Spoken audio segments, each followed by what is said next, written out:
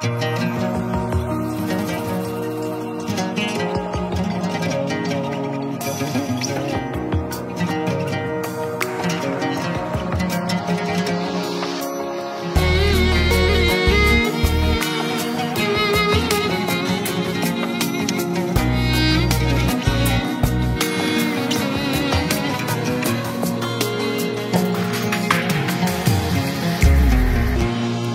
mənə bu dünyanın ən dəyərli hədiyəsi, taleyimin qadını, ən gözəl möcüzəsi. Sən mənim can yoldaşım, sən mənim yol yoldaşım. Səninlə bahardı qışım, mənim gülüm, bəyaz gülüm. Sən mənim can yoldaşım, sən mənim yol yoldaşım. Səninlə bahardı qışım, mənim gülüm, bəyaz gülüm. İki könül, iki ürək, deyir ki qovuşaq gərək. İki könül, iki ürək, deyir ki qovuşaq gərək. Nağıl kimi ömür sürək, sənlə keçsin ayın ilim.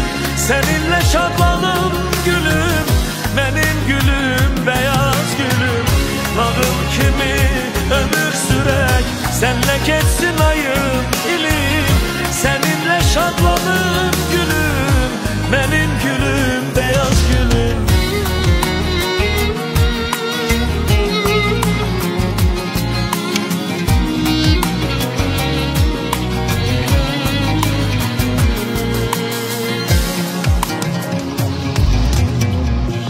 Sən mənim ürəyimin şirin arzu diləyi, mənim sevgi dünyamın ağ qanadlı mələyi.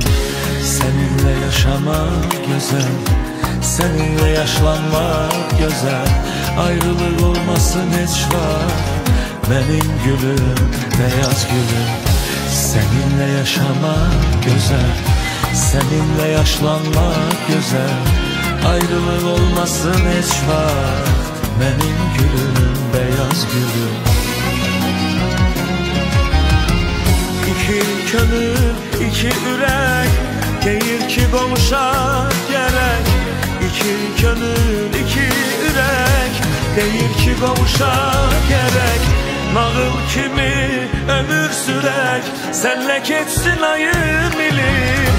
Səninlə şadlanım gülüm, mənim gülüm, bəyaz gülüm. Nağıl kimi ömür sürək, sənlə keçsin ayın ilim.